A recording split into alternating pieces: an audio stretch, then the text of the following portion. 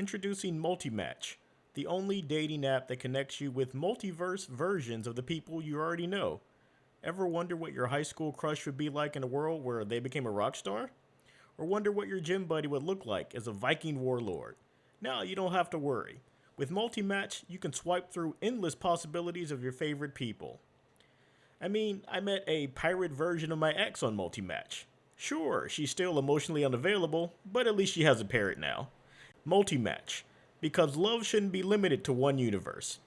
Download now and find the version of your soulmate who actually calls you back. Disclaimer: Multimatch is not responsible for multiverse entanglements, evil clones, or accidentally dating your own variant. Swipe responsibly.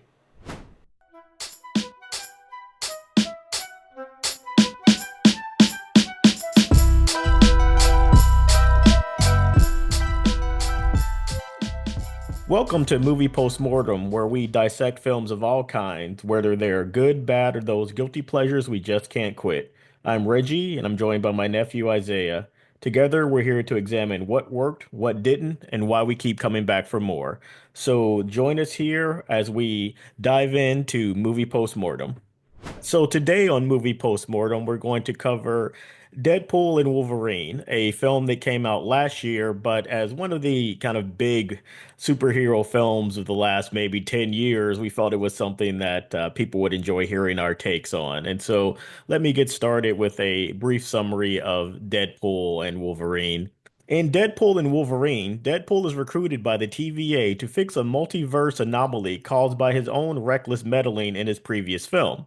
Along the way, he encounters Wolverine, who has been pulled from his timeline to assist.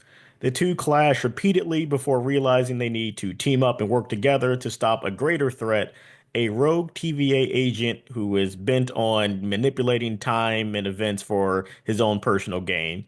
Their journey takes them across multiple timelines, culminating in a final showdown that tests their abilities to work together and confront the consequences of their own, past actions. Before we dive into our detailed examination of the film, we want to start with just our general feelings and our general ratings. So, Isaiah, what is your rating for Deadpool and Wolverine?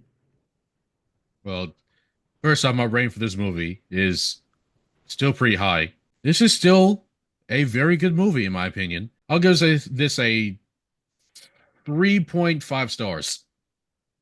That's funny. That's my exact same rating. I would rate Deadpool and Wolverine 3.5 out of 5 stars.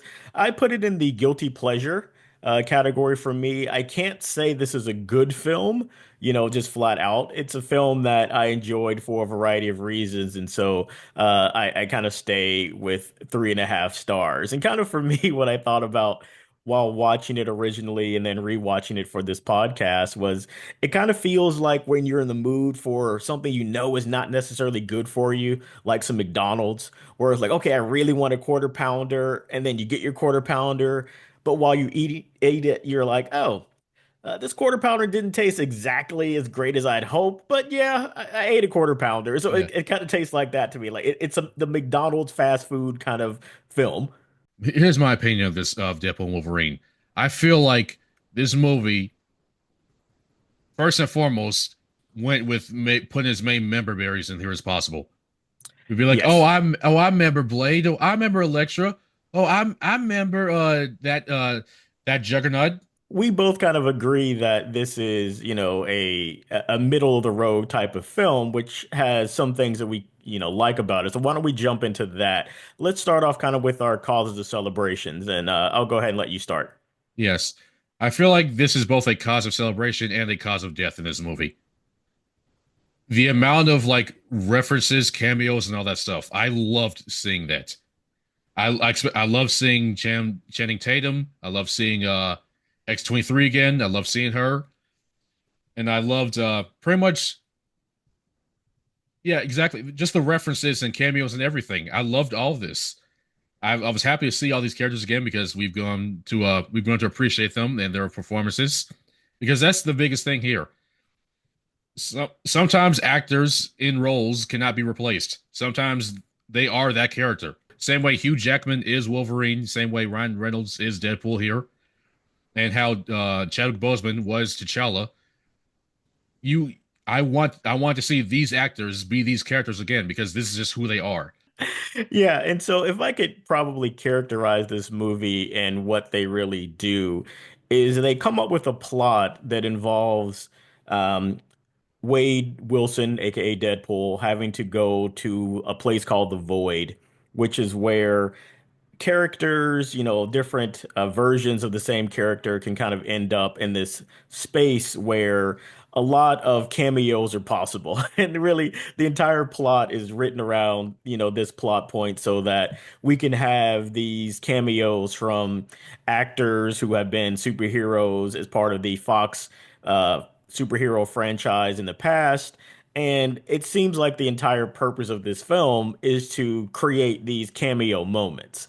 And that's where one of the things that I did like you said, I loved seeing some of these actors show up in extended cameos, not really quite supporting roles for this film. But at a certain point, it was too much. It was just simply cameos for the sake of cameos. And I really feel like, you had Ryan Reynolds in the writer's room and they're like, okay, how many times can we wink at the camera before, I get a headache from doing it? Because there's a limit. And I think they hit that limit eventually where it's just like, okay, I don't care anymore.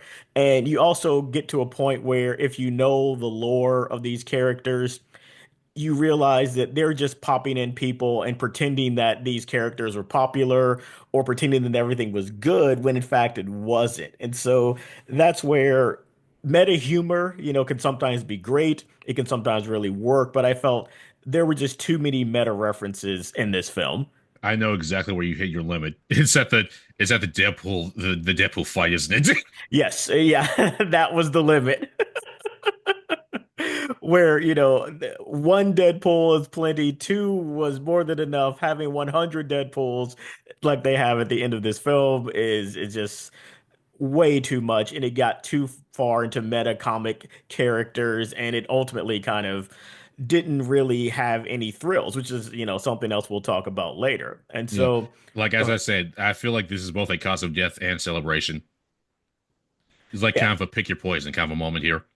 Yeah, and let me speak on that a bit because this, I think, is something that's really aimed at, my generation.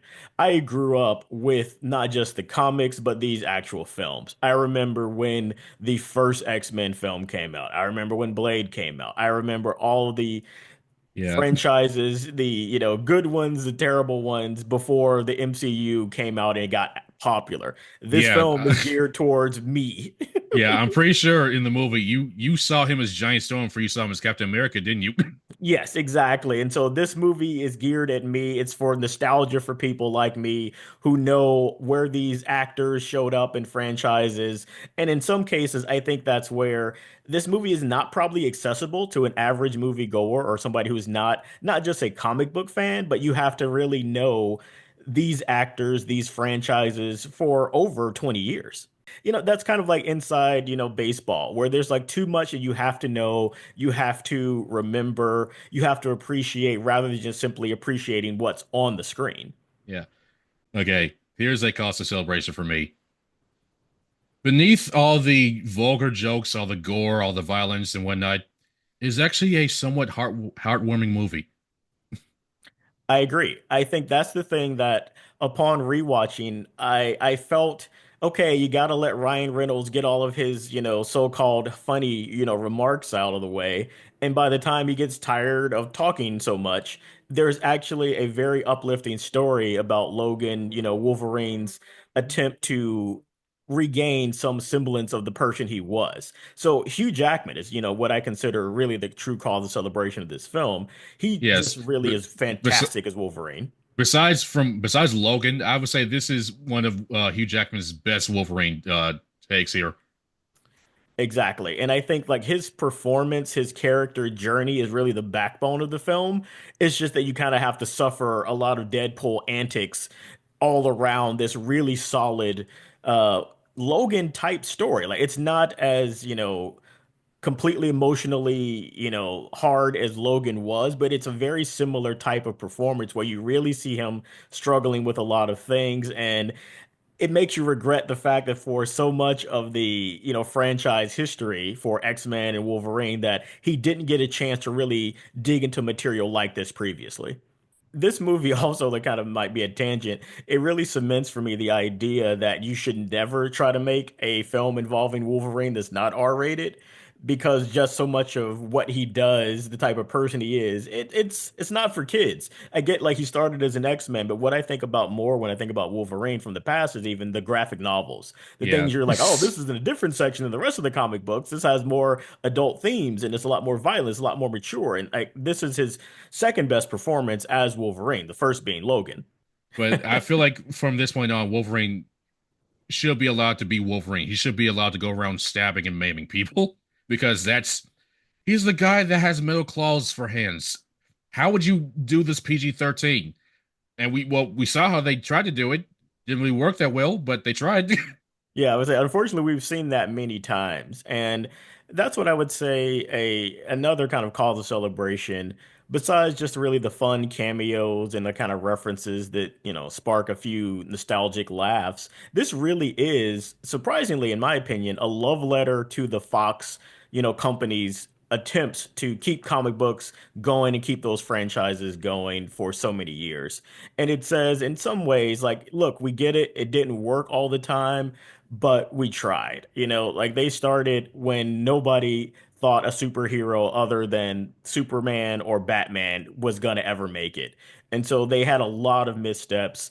And this is kind of a way of saying, thanks for tolerating all of this, back in the day. And now we could probably do this justice in a way that we were afraid to do, in the past. And that Yeah. involves mainly also embracing the fact that there are comic book heroes. They wear uniforms. It looks silly sometimes. They're violent. They have powers that you have to just say, this is what they can do. And so this film, in many ways, seems like recognizing the errors of the past. Cause of celebration. I actually enjoy what they did with Deadpool here. Because number one, they're keeping him an anti-hero instead of just pulling a Craven or pulling a Venom and just making him just a straight out hero. Because Deadpool as a whole, he's like, I could care less about this whole universe. The only people I care about are these nine people. And so Yes. this is his whole reason for even being a hero here is to save these nine people. Who cares about everyone else? I care about them. And number two, Deadpool here, he's not just trying to save them, but he's trying to prove that he matters to Vanessa, who who broke up with who broke up with him because in her words, after they rejected you with the Avengers, you took a knee and never got back up. And so he's trying to prove that, hey, he is worth anything here, which is a lesson that he still has not learned three movies in. Yeah, I actually like that lesson, and I remember that bit of dialogue about, taking a knee and never getting back up, because I think that's an important message for people who go through anything, difficult, to remember to, like, stay in the fight, to not give up. I did not think this story that they told was true to Deadpool's commitment to those nine people, though, and we can talk about that later. I felt this film really missed those characters and those relationships that he created in the first two films. And so they lost a lot, in my opinion, of the Deadpool universe by deciding that they needed to tell this multiverse story. Yeah, well, first off, we're probably not gonna get TJ Miller back again because oof. No, I'm gonna say, oh, I thought the fight choreography was lazy. Like, to me, it's where there wasn't any real impressive fight choreography at all, in my opinion, except for like two moves, which I'll talk about later. But overall, I thought it was kind of, that's the thing I was really excited for, was seeing impressive fights. And I felt like this was one where they hyped up almost every fight. They're literally posing like characters about to go at it in a fighting game, and then it's like you're just watching somebody mash the buttons who doesn't know any special moves. And so, Right. like, I was You're like, yeah, I get it. They're slashing, they're stabbing each other, and that never really got past that. you're still disappointed about Sabretooth, aren't you? That was just egregious. But like, I'm even talking like Wolverine and Deadpool, their first fight where they square off, where not to be crude, but what Deadpool literally says is, "Get your special sock out, nerds. This is gonna be good," and it's not. It's just them like getting button mashing, high punch, at each other over and over again with no special moves. The fight later in the Honda Odyssey was actually more creative and better shot. It still wasn't spectacular, so I felt like that's where. I felt the fight choreography just wasn't up to what it should be. Like I wasn't impressed by this as I was with scenes and things like John Wick. And number two, I'm going to push back on this a little bit because in that first scene where when they first fight, how much do you even want them to do there? Because these two are, for most part, I would say for the most part, because you can put a little head canons here if you want to. For the most part, evenly matched. Sure. Because the thing is, neither of these two can kill the other. They're just fighting just to get it out of their system. Yeah, and I think that's where, for me, that was part of the problem because with both of these characters having the same ability to heal and never really die, there's no stakes. And again, that's not the point of the film, is you would expect one of them to kill each other. But it's just again, it's like watching a video game, but like the video game just has the like no health, remove when you hit each other, infinite health code on. So you can punch each other as much as possible, but nobody's actually going to get hurt. Nobody's actually going to die from it. And so it's just kind of like I just imagine it being like again button mashing, like when I play Well, you in any fighting game. Like, okay, I don't know the special moves. I'm just going to keep hitting the same thing, and it's well, not going to be the cool, impressive stuff I actually want to see. yeah. Well, again, I'm gonna push back on this a little bit because I feel like this is a fair thing I could say here. This movie isn't about Deadpool versus Wolverine. It's Deadpool and Wolverine. Yes, It's that's what I- them. It's them going from it's them going from point A to point B. And because it's Wolverine and Deadpool, they are gonna fight each other during this because Deadpool is annoying and Wolverine is short-tempered. They have to get it out of their system. And that's pretty much what their fights are. Them just getting their aggressions out of their system. It's not them trying to kill the other. It's just them like, okay, I'm frustrated. You're annoying. I just need to do this now because if I don't, I'm gonna hold this on forever. Okay, still cause a celebration. I feel like I can't remember what her actress name is, but Cassandra Nova here, she was perfect for what this film needed. Over the top, cartoonishly evil villain, and she played it well. I remember my first time watching this movie, I'm just like, man, you were just mean. And it's perfect for what she is because Cassandra Nova, I actually had to do research about her after I watched it the first time, but how Charles Xavier was so good that she had to be born to counteract that. And yeah, that's who she is. She is evil, over the top, just crazy, and her telepathic abilities are just nuts. Which, funny enough, after I watched this movie a second time, made me upset because this is what I wish that Vision could have done with the Mind Stone. Stuff like this. Yeah, and so the main villain that he's talking about, Cassandra Nova, she's the twin sister of Patrick Stewart's, Professor Xavier, and she's played by actress Emma Corrin, who in this film she is the person who rules this void area where all of the characters who are pruned from other franchises, other multiverses end up. And she, unlike her twin brother, she has to touch people's minds in order to manipulate them. She can't just, which peer into her mind, which is a which great effect. It looks which bring gross. yeah, which brings a whole lot of moments. Yeah, it's And really great. I don't know how they did this because we're not filmmaking nerds, but they did their job here. They made this look as disgusting as it possibly could.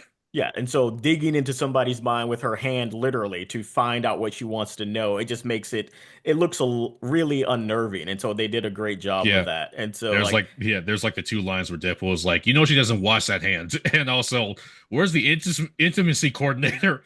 yeah, so she's great. Yeah. And again, like this is one of the things they do well. They have award-winning actors like Emma Corrin from um The Crown. They have the other kind of secondary villain, Mr. Paradox, is played by one of the actors from Succession.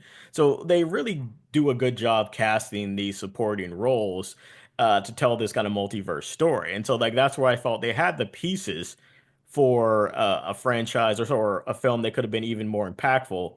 And so that's why sometimes I was disappointed they didn't do more with it. But yeah, I thought what she did, especially with the character, was really fun.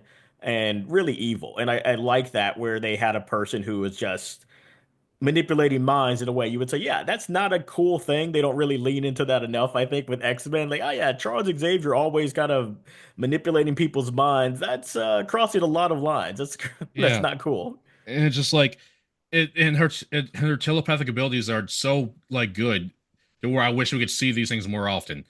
Because again, she gets shot and stabbed multiple times, and because of the powers of her mind, she just wills the wounds closed because of course she can. I'm just Yes. like, you mean to tell me we could have done this the whole time? What is she special, or is just like, is everyone else just not creative? Yeah, and so like the powers they give her are pretty impressive, and you get the idea the entire time they're in the void that Wolverine and Deadpool they can't actually truly beat her, and I thought that was actually a good thing in the story where they say like she has to let them go. It Yeah, wouldn't be believable for them to just punch and stab their way out of the situation. yeah, and they don't legitimately beat her; they have to cheat. Yeah, and again like Wait until she she's has to let television. them. Yeah, wait till she's televisioned into Wolverine's head, and then sneak the helmet onto her. Yeah, and even for me, I didn't believe that they could have done that. So it was more like even later, so like she has to let them leave. She has to give them the way to leave. All of it is just like her desire to let this happen. And so otherwise, you have a story where you're like, yeah, we're just not gonna just stab our way out of the situation. Attention, all movie postmortem listeners. We've partnered with Honda to bring you an exclusive offer. Well, sort of. The Honda Odyssey, the superhero of minivans, is here to save your day. Whether you're escaping a supervillain attack or just surviving carpool duty, the Odyssey has your back. And here's the deal: use code POSTMORTEM at absolutely nowhere to get literally nothing because, let's face it, we don't have that kind of pull. But you can visit your local Honda dealership and check out the Odyssey for yourself. The Honda Odyssey, because not all heroes wear capes, some just have sliding doors. We are back with movie postmortem. My biggest cause of death for this film was that I felt that the plot leaned too heavily on the TVA, which is from the TV show Loki. Loki, yeah, I And almost said so Logan. yeah, it's a level of inaccessibility if you haven't watched, at least one season of Loki to understand who the TVA is, what their abilities are, what the timelines is, how this multiverse works. And kind of it's a lot of exposition dumping for the first like 20 minutes of the film about the TVA. And that's where I feel after, Endgame, Marvel really started to drop the ball because they made it required viewing to watch all of the TV shows, additional movies, and under to Yeah, understand whatever came next. yeah. This might not just be an issue with Deadpool and Wolverine. This feels just like a Marvel issue here.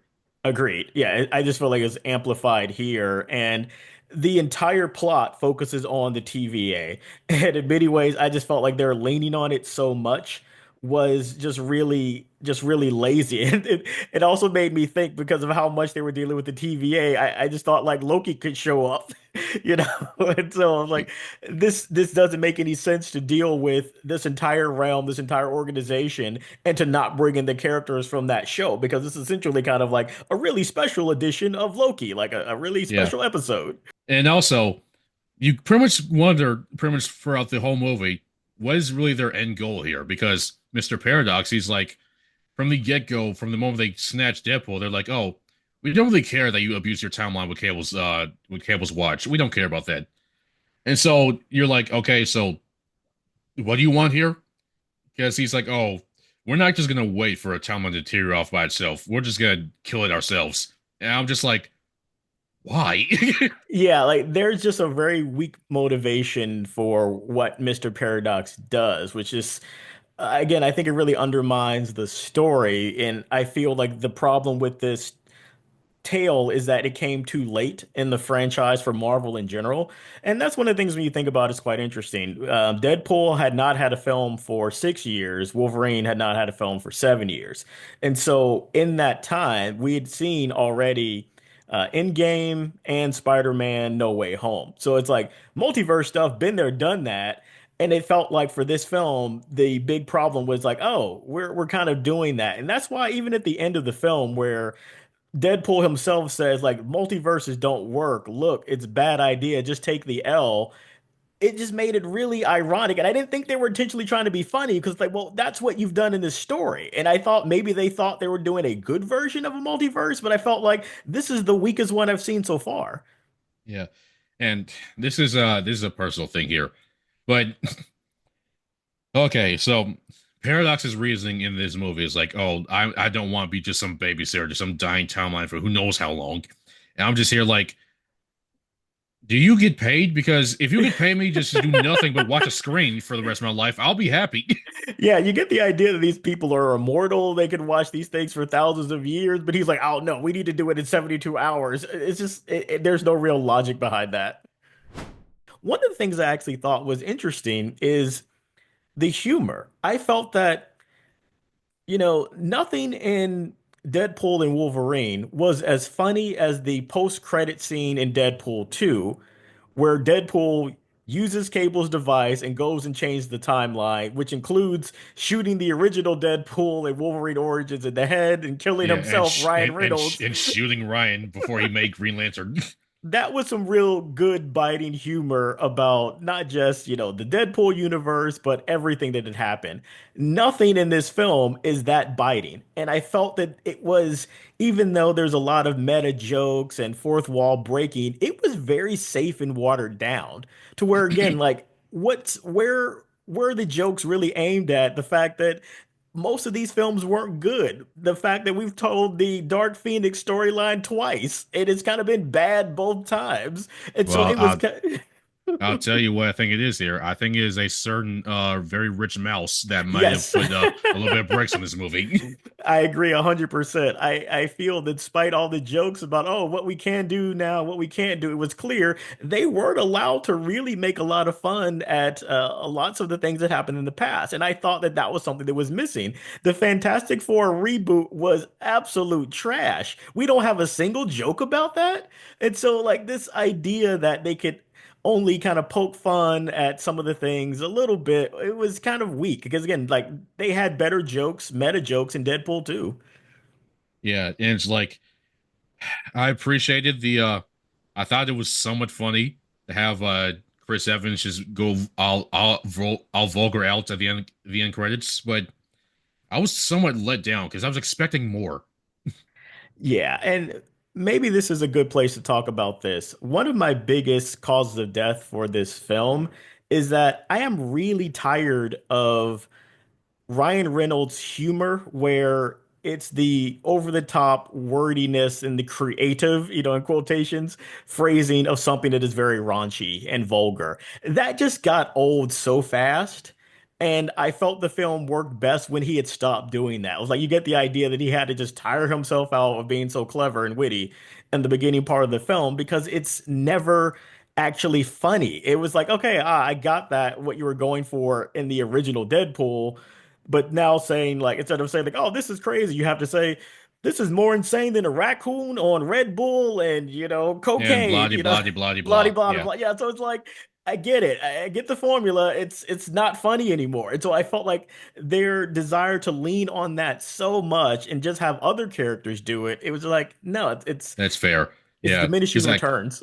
because I can feel like what this movie was trying to do was have Deadpool bounce off of Wolverine, just being like, because what this was trying to be was just funny man with straight man, but there was too much funny man here and not enough straight man.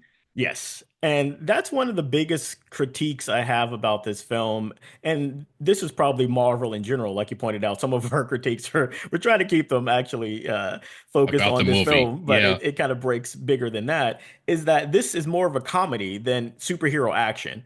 And honestly, if you think about it, this is simply a buddy comedy.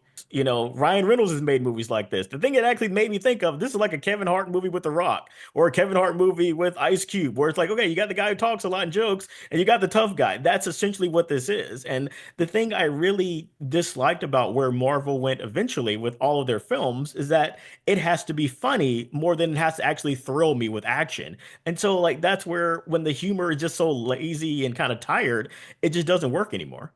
it just it hurts a whole lot more here because Deadpool was already sort of witty and funny, but they turned him up to like 15 here. Yeah, and turning them up to 15 doesn't mean that it's actually better. It's like having bad music and making it louder doesn't make it better. And so that's what I felt it was. It was like, yeah, there's a lot of Deadpool, jokes and his witty, quotation mark remarks. But it was just it wasn't landing. So that's why I liked the film better when they kind of stopped. When he wasn't on screen, I enjoyed the film more. And maybe this is a point that we can discuss when we come back. So let's pay some bills, and then when we come back, we'll discuss this. Can Deadpool actually save the MCU? Calling all comic book fans. Are you tired of mint condition comics with their pristine covers and crisp pages? Boring.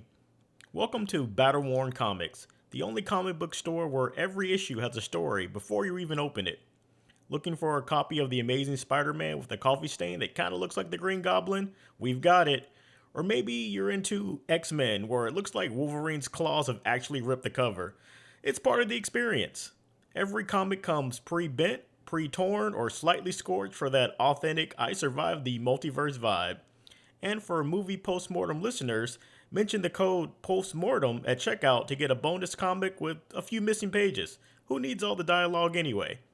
Battle Worn Comics, where the stories are legendary, and so is the damage. And we're back. So, the question that I posed to Isaiah before the break was this: can Deadpool save the MCU? He prides himself on being Marvel Jesus in this film. And so, do you think the addition of Deadpool to the MCU can help it moving forward? Oh, absolutely not. One of the things that this made me think, because I agree with you, I don't think that Deadpool saves the MCU. I think Deadpool honestly worked best as a completely different take on the MCU. The same way Logan worked separately the MCU. The MCU is designed to be something entirely different. And so with Deadpool's addition to the MCU, I don't think we gain anything. I think we lose something. Like I said before, the actual good action, set pieces, the good sequences of adventure, I felt were, products of this that were lost along the way. And part of me throughout rewatching this film felt, wow, do we even need Deadpool in this film, this story? Because to me, again, the thing that was most interesting was Wolverine. So I felt, well, instead of Wolverine and the TVA, what if this was a Doctor Strange tale? This is not that dissimilar from what happens in Multiverse of Madness. I don't know if anything can save the MCU moving forward, and it's had a fantastic run. Again, like I remember when it was just Superman and just Batman. So to see where comic books have gone in terms of pop culture awareness and popularity and financial success is spectacular. Nothing lasts forever. And I think what you are hit with now is kind of Marvel and Disney falling apart under the weight of their own success. There's really nowhere you can go when you require that everybody read, all the comics, watch all the TV shows, and have watched all the movies. Again, you haven't seen all the movies that were necessary to appreciate every joke in Deadpool and Wolverine, I feel, just because it's unreasonable to say, oh, you had to have watched these films when they came out started in 1998 in order to be up to date to watch this summer blockbuster. That's a lot of homework. Okay, I think we've hammered a lot of the causes of death and we found a few causes of celebration. Again, we actually like this film.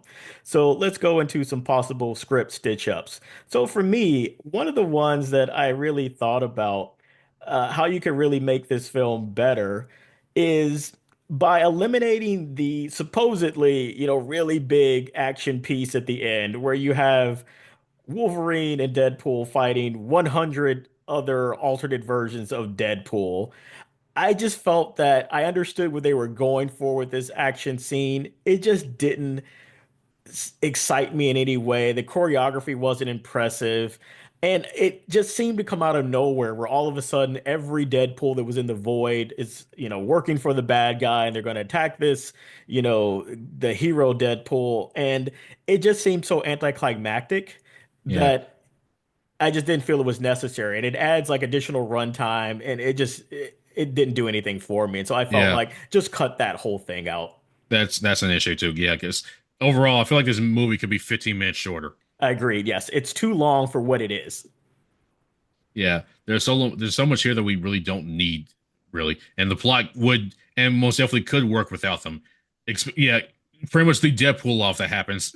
This it doesn't need to happen because I believe what the scene was supposed to do was introduce Wolverine when he finally dons the cowl, the comic accurate suit all the way, and we can see him be cool.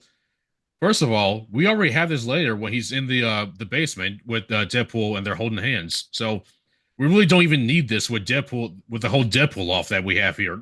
Just fan service for fan service. Yeah, too much fan service. And so the fight seemed to just set up that whole look at Wolverine and his cowl, like you said, but you didn't need the fight. It didn't make sense in terms of the plot. So I would cut that and save some valuable minutes. Yeah, and number two, which is something that I'm still upset about to this day, and this is probably just another Marvelism here, but hinting Wolverine versus Hulk, something that we are never going to get. No, that was again where I think that they set themselves up for failure. You cannot tease something that fans would really want to see and something that would be Something that really impressive. something that we've been wanting for about 15 years now, and you just tease us like, "Oh yeah, by the way, we hear you. Take that." Yeah, that's where I would have said one script stitch up could have been give us that fight. Again, we're in a sandbox here. We can play around with these characters however we want. Why Yeah. not show us that? Again, this You've film. already established that we're just throwing toys together and just making Yes, those are sound the effects. toys I want to see fight and clashing together. And so add that. Again, give me an interesting, really exciting, set piece to, you know, really make me excited about this film rather than just, more and more jokes. And so that's the thing I would do. You have to punch up this story with more impressive action. Again, it's Yeah, just kind of button mashing, slash, slash, slash, stab, stab, stab, but nothing really creative and impressive. And so again, give me yeah. that Hulk fight. Give me something more. And number two, for our stitch up, I understand why she's there for plot reasons because Logan needs this character development. Well, correction, this Logan needs the character development. But why was X-23 in the void? Why was she even there to begin with? Yeah, that made no sense. Like, again, I understand Logan needs it because of development to show, like, oh, you were always the wrong guy until we need you most. Like, I get that what they were trying to do there, but again, it makes no sense for X-23 to be in the void. So Yeah, Stitch Up, if you want to do this, okay, we could add the movie here if we have free reign. Move the time from them being in the void into them being in the real world. Move it like back a whole lot because we could. Here's what we can do: we can cut the Deadpool and Wolverine fights a little bit shorter because, like, even though I said they're just them getting their aggression out of their system, you're correct. How it has no stakes there. We can cut these down in half, move their time in the void in by half, and move Wolverine's development into him being in Deadpool's world, where X-23 should already be. So she can be like, "You're the right guy when we need you." They can have their moments when they're out of the void there, because pretty much what happens would be the exact same. Logan stepping up where he needs to be. I agree. I think that's a good, practical rewrite for what they have. If I could do more than a script stitch up, and this might be a bit too much editing, I would remove X-23 altogether. I get why they put her in because of the connection to Logan, the film. I think you cannot tell the story of Wolverine without Jean Grey. I think I would rewrite this script so that his involvement with Jean Grey has to be central to his character growth. Whether it be, a Jean Grey from another multiverse who gives him the confidence to be the man that he wasn't in his own universe, I think you have to have Jean Grey in this story. That's fair. Yeah, I can see that. And And that's they where you could can have make, and they could have done it too. yes, and that's where you could also make a joke where he's expecting his Jean Grey, like Famke Johnson, and you actually switch it out and have the younger Jean Grey, which would just be hysterical. And I like that they never actually make fun of that totally convoluted plot line of, Logan encountered a young Jean Grey, one of these X-Men first class films, where it's like, okay, the age difference there, it gets very Twilight there. Let's just say that. Weird. Let's yeah, whoa boy, let's move on from that. Yeah. And so the other script kind of stitch up that I would do, and again, might be too much of a just a stitching, is I think you have to figure out how you get some of Deadpool's original, his family support crew. They got to be with him on this journey. The whole idea that the past two films have been about, friends and family, and they don't go along on this journey, it just rubbed me the wrong way, and it didn't seem true to the character. So he not only has humans who cares about him, he has actual superpowered beings who care about him. Why isn't he bringing, Colossus with him, at the very least to go on this journey? I feel again, we just miss out on those characters that we've built up over the past two films. So I feel like you got to give him some of the people from his own story. Well, again, I feel like that was something that could have happened, but a certain rich mouse probably put a stop to it. Because to me, the thing I think about every time, I was like, yeah, this is just not as good as Deadpool 2. Like they just really did a lot with Deadpool 2 that I really like. It was like, give me more than the birthday party. And so I would say the one thing I did like about the birthday party, because it was just a running joke that I really appreciated the most, was just Yukio and Wade's interaction. Yeah, Yukio still a win. We like her. Yeah. Yeah, like take them on your journey. And so I just felt like you don't have to take Dopinder, maybe. He's just a regular dude, but you have some other superpowered people that you might want to, have with you on your journey. Yeah, and it you bring up an interesting point there because spoiler alert for the end of the Deadpool off that happens later. The fight just ends because Peter shows up, and they're just like everyone has a Peter. We love Peter. And I was like, really? Because Yeah, Peter was just like a last minute addition to the X Force in the last movie, number one, and number two, and this is probably because they couldn't get T.J. Miller because oh boy, Peter wasn't really Deadpool's like dude. It was exactly. Yeah, I it, felt that was a it was either Dopinder because he was there from the beginning or TJ Miller. And I understand why they couldn't get TJ Miller, but Dopinder's right there. He's available. He doesn't have any issues, right? I hope, yeah. please. Yeah, I felt like that moment should have gone to somebody else. It could have gone to Dopinder. It could have gone to Vanessa even. I Yeah, it felt could have like, been yeah, Vanessa. Yeah. it being Peter was just kind of like, oh yeah, you remember Peter, we like Peter. I felt that was the kind of thing like after the film came out, the absurdity of Peter just became a popular thing for people. But I was like, internally in the film, it just doesn't make any sense that he's that important of a character. I think we've covered all of the points we can about this film. Maybe let's just go back and give our scores again and talk about whether or not we think that we would change our rating. So you can go Yeah. ahead. So, yeah. Now that we've gotten all of our grievances and celebrations out the way, do we feel like our opinions changed on our rating? Overall, no. I feel like my rating is still 3.5 stars out of 5. Yeah, I feel the same way. I liked it. I don't want to make it sound like I didn't like it, like I didn't enjoy Yeah. myself. It's just the kind of thing I wish I could have enjoyed it more because I can't help but think about what could have been. This is a film that I imagine like Deadpool throwing and juggling knives and swords. It's trying to juggle a lot of things. Some of them don't hit their mark. Some of them kind of stabbing themselves in the foot. But, I left feeling satisfied like I just ate some fast food that I wish I had enjoyed more. Yeah. I feel like we spent most of this like harping on Disney, but overall, even though it sounds like we're being critically negative here, we did like this movie. We did enjoy it. We had a good time watching it. We did wish that we had more, but that's mostly just us wanting more from Marvel. That's it for this episode of Movie Postmortem. Don't forget to like and subscribe and give us 5 stars because even bad podcasts deserve a good review. Remember, whether it's good, bad, or just a guilty pleasure, every movie deserves a postmortem. Thanks for listening. And as always, we'll see you next time.